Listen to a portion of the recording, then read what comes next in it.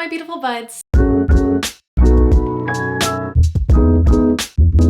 Welcome back to my channel, Sprouts with Joy. My name is Joy, and if you like to talk about plants, you're in the right place. The best low maintenance house plants in my collection. Okay, what a list I have for you guys. There are a number of plants in my collection that could be considered low maintenance. However, I really tried to narrow this list down for you guys to plants that have not only survived, but have also like thrived and grown with very little effort on my part. I'm largely making this list because, first of all, I know a lot of people might be a little bit burnt out on plants that require a lot of effort. So if you're looking for a plant that maybe won't take as much mental energy, in my experience, these plants have done pretty well for that. And then I have a lot of friends in real life that have a desire to get into plants, or they have a desire to own houseplants just because they're a nice touch to have in your home, even if you have just a few, but they're a little bit overwhelmed and don't know which houseplants to get because they have a very busy lifestyle. So, you know, they're hesitant to introduce something that will be more of a burden on them, you know? So if you fit into those categories, or if you're just curious about what I have to say, feel free to keep on watching. I do want to include a little disclaimer that these houseplants have been low maintenance in my home and in my experience. I don't know what your house is like or what your conditions are, but for me, these plants have been great. Okay, so with that, the first plant on my list is the syngonium erythrophyllum. And I picked this plant because I actually expected it to be a lot more challenging than it is. So I'll give you a good look. Oh my gosh. He's got red backs on the leaves, which are super cool. And yeah, all in all, a very beautiful plant. This plant grows very quickly. He has multiple growth points, and every time I look at him, there's more leaves just emerging. So right here is a new leaf, and right here is a new leaf that's coming in. And yeah, this plant has just been a super relaxed, easy grower for me. He's never had a pest, and I feel like most syngonium have more papery thin leaves, at least the syngonium podophyllum varieties. But this plant has more of a thick leaf. It's not terribly thick, but it's a bit more robust than most other syngonium you might come across. So I think that lends itself to being slightly more resistant to pests, at least in my experience, because this plant has been around other plants that had mealybugs and spider mites, and he never got them. My suspicion is that pests maybe don't gravitate towards this plant as heavily as they would other syngonium. So yeah, I mean, honestly, as long as I'm keeping up with watering this plant, and even then, like, I've let this plant dry out a fair amount and it's still hung on for me. I don't necessarily recommend letting any plants get completely bone dry, but he seemed to withstand that pretty well, even if it slowed down his growth for a time.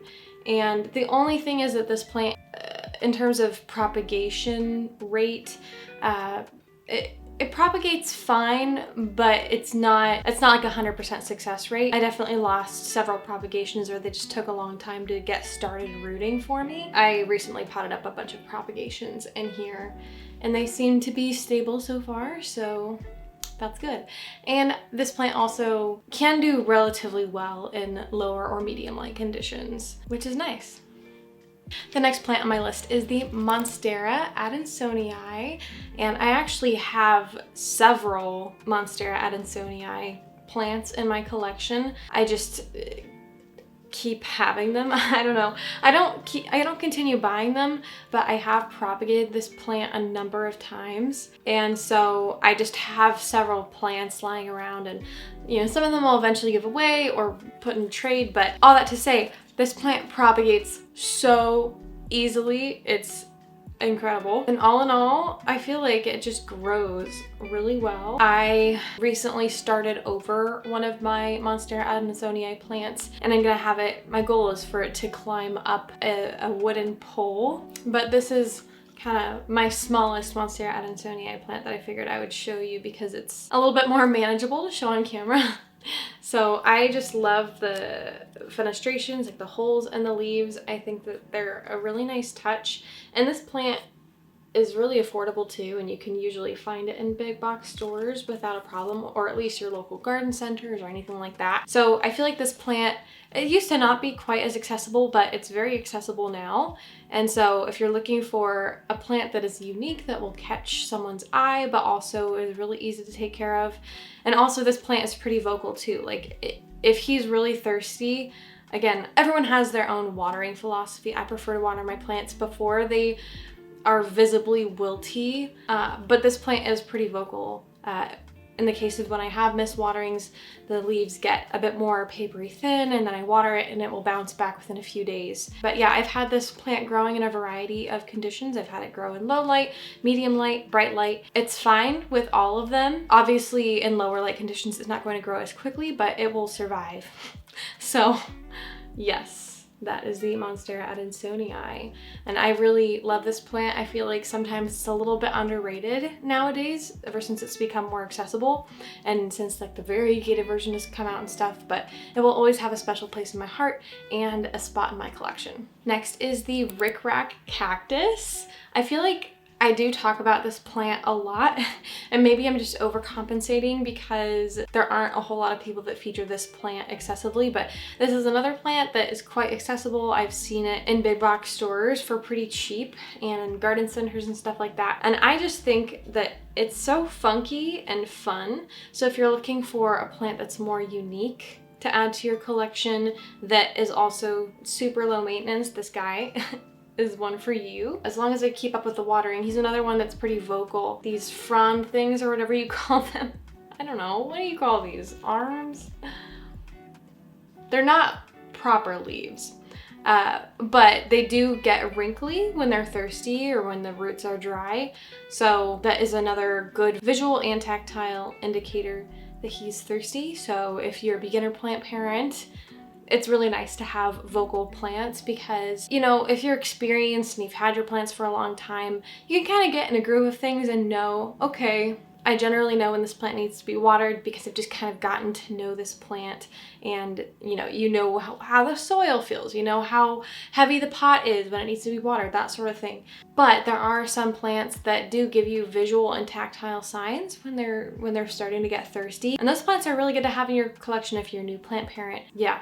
Very low maintenance plant.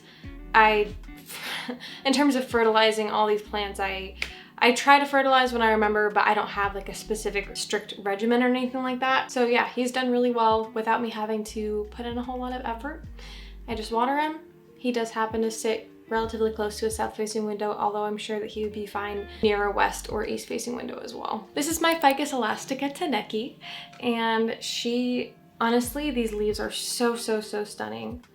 Just let's take a moment to appreciate that. I really love how they look like they're painted on. It's kind of like watercolor, and the new leaves come in this more reddish pinkish color. Now I will say ficus in general, like that genus, tends to get a bad rap for being finicky. So you've got the ficus lyrata or fiddly fig, you've got ficus audrey, and to an extent ficus elastica. Some people will have negative experiences with the plant. And there's obviously like other ones like ficus triangularis, and I don't know, there's a whole bunch of them. But several of the species in the ficus genus, people would call anything but low maintenance, I think.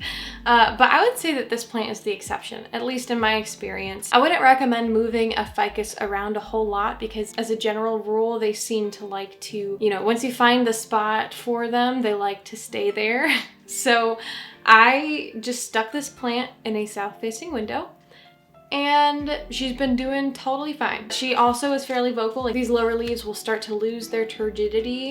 Sorry about that. I had to put in a new SD card. But anyway, what was I even saying? It is a bit of a slower grower compared to some of the other plants on this list, but she's a very steady grower, even though she's a slower grower, which I really appreciate. She really hasn't asked that much of me. Like I just haven't had to pamper her all that much. Next up is this random little guy. This is just a haworthia. I actually am not 100% certain on the species. My best guess, I guess, is a zebrina, but I feel like these white portions are not pronounced enough for it to be a zebrina, so I don't know. If you happen to know, let me know in the comments. I've done a little bit of minimal digging on the internet, but I haven't been able to identify him. I think that he was just a wedding favor or something that I got like 2.5 years ago. But I wanted to include him on this list because I feel like I don't appreciate him enough. He's like such a low maintenance plant that I almost never have to think about him or consider him when I'm caring for the rest of my plants. I maybe water him about once every 3 weeks to a month, if that. But I've noticed recently that he's actually grown quite a bit, kind of sneakily, like without me really noticing, which is kind of fun. This might take the cake for the lowest maintenance plant in my collection. The standard being a plant that I barely have to think about, don't really have to pamper, and it still just grows. I do have them sitting in a south-facing window, which for succulent type plants or cactus type plants, that is an ideal scenario for them. They like to get a lot of light. He's happy with me, so I am happy with him. So yes. If you are looking for a plant that has less foliage vibes and is more succulent vibes, I would definitely recommend a haworthia. I feel like your other typical kinds of succulents are more prone to pests and mealybugs in particular, but this plant has been exposed to crazy mealybug infestations because he was sitting next to like a bunch of other succulents that I had that got mealybugs, and he seems to be a bit tougher because he definitely resisted them and treating the mealybugs off this guy. Like he never got a whole lot, and the few that he got I was able to eradicate very easily. So as long as you don't completely like overwater and soak this plant and love this plant too much, he seems to thrive with a little bit of neglect. Okay, I cannot make a low maintenance houseplant video without talking about the heartleaf philodendron or philodendron hederaceum. I would say that the philodendron Brazil and the philodendron micans also fall under this category of low maintenance, but I'm just gonna feature one of them. So this is like your classic typical heartleaf philodendron that you can find just about anywhere for very cheap. It is probably one of my favorite to grow. If I had to pick like only 5 kinds of plants to have in my collection, I think that this might be one of the 5.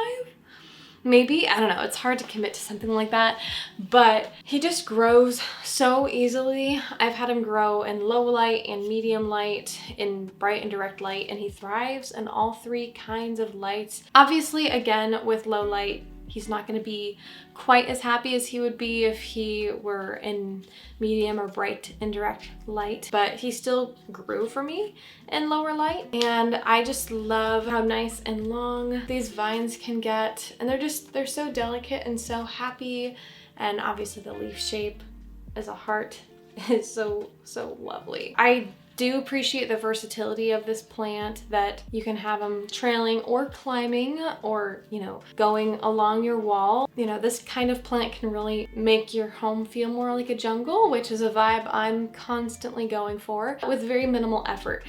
This is another plant that is also very vocal, so when he needs to be watered, these top leaves will start kind of drooping a little bit, but he really doesn't need to be watered all that often, unless, of course, an exception would be if you had him in terracotta, or, you know, if he had a particular chunky soil mix, or if he was more root bound. In those circumstances, he might get thirsty quicker. But this plant in this pot, it's he's in a nursery pot in a cash po combination. This plant I feel like only needs to be watered maybe once every 2 weeks, and I just gave him a nice thorough soak and then put him back up on the shelf. Next up is my scindapsus pictus exotica. You know, I do have the caveat that I got this plant already fairly established, though she has grown a lot since I've gotten her, and I've taken lots of cuttings off of her as well. But this plant, oh my goodness, she's very big and very beautiful. This is another plant that definitely falls under the category of super vocal. The moment these leaves start to curl in a little bit, I take her to the sink and I give her a very thorough watering, and she seems quite happy with that. She sits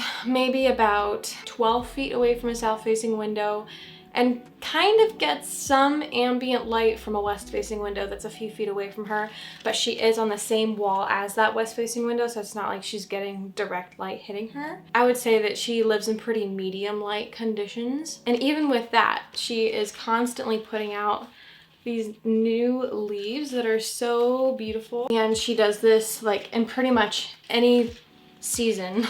And all I have to do is, you know, the second her leaves start to curl in just a little bit, it's like, oh, let me go water you. And I water her and she perks back up and she keeps growing.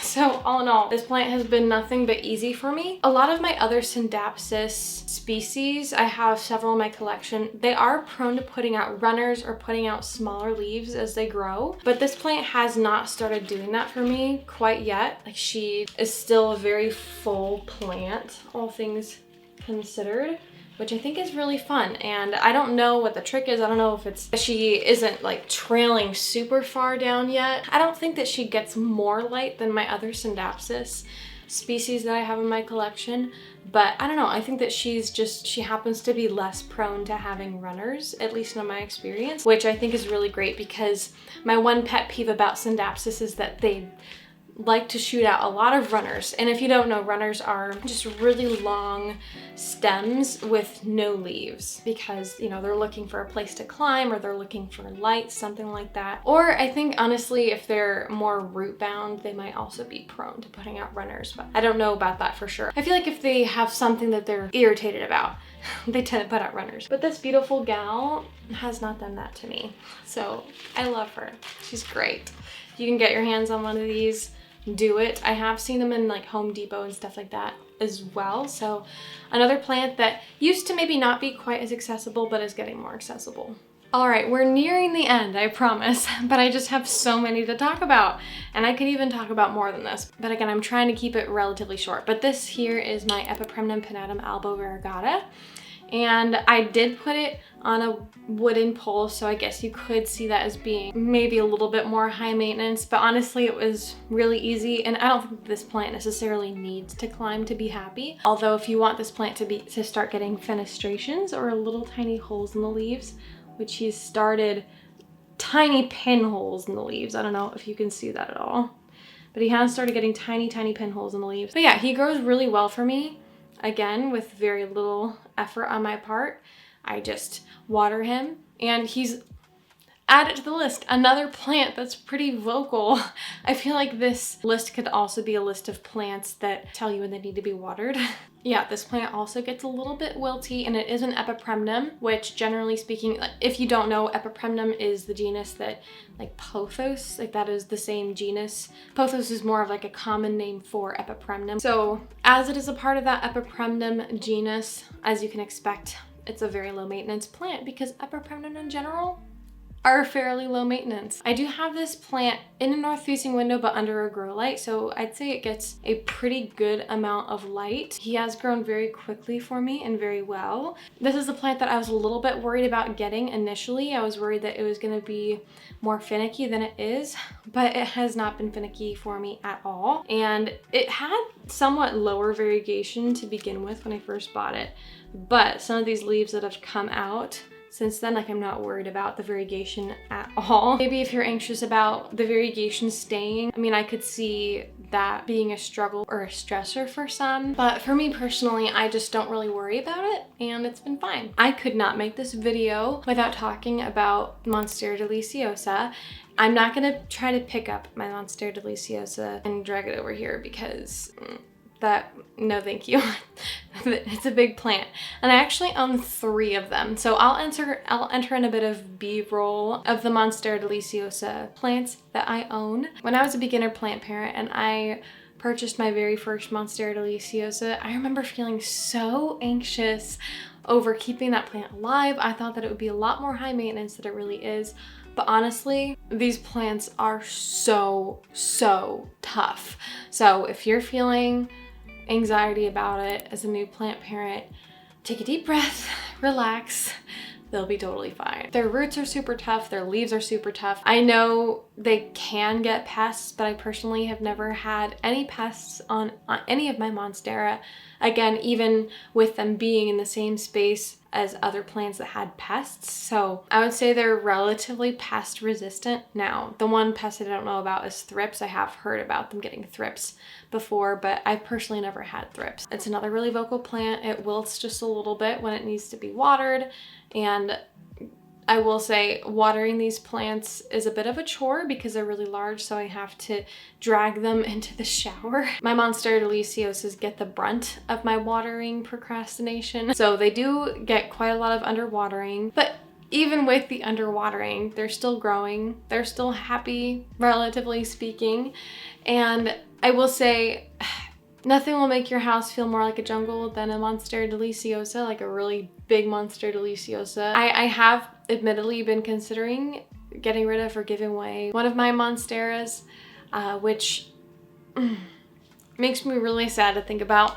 But I kind of just want to make room for different plants and a bigger variety of plants. And as much as I really, really love them and I love the way that they look, I do think that I need to let go of at least one of them, probably just one of them. Honestly, this plant's really easygoing, an easy grower. I would say I have all of my monsteras in like medium light, maybe bright and direct light, kind of depending on the day.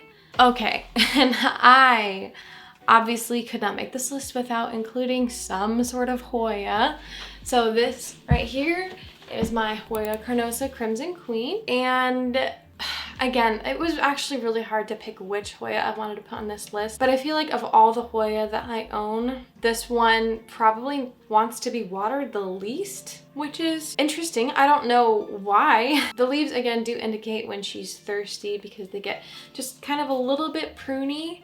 All of these leaves are pretty turgid. They're not pruny at all, so she does not need to be watered. And I know there's also like the taco test, although I would be very careful with the taco test because I have snapped a few leaves doing that, so regrets. This plant sits in an east-facing window and she does totally fine. She tends to grow in spurts when she'll grow really, really fast and put out several leaves over a short period of time, and then she'll take a break and a breather and just kind of chill out. But I really think that this plant is so beautiful, and I think that every person should make room for this plant in their collection. Honestly, I mean, do what you want. I think that as long as you have like a decently bright window you could put her in, she'll be happy. And again, I barely pay her any mind. I don't really fuss with her. She's in ambient humidity, which currently in the winter time is like 25%, which kind of sucks, but that is what it is. Another very easy plant, also very easy to propagate and share with friends. Oh my goodness. Again, I feel like I have a number of other plants that I could add to this list, but I think I'm gonna end it there for the sake of this video not getting way too long and overwhelming you with far too much information. That's that. Those are my favorite low maintenance plants in my collection, the best low maintenance plants in my personal collection. Obviously, there are so many other low maintenance plants out there, or plants that would do well with minimal effort. Honestly, with a lot of plants, as long as you give them decent light and water them, and, you know, don't commit some of the faux pas of potting it in too big of a pot. All of the plants on this list have just grown really easily for me without me fussing over them or worrying over them a whole lot. If you enjoyed this video, please, please, please feel free to leave a like, comment, subscribe, all those things if you want to. And I hope that you guys have a wonderful and blessed day. Bye-bye.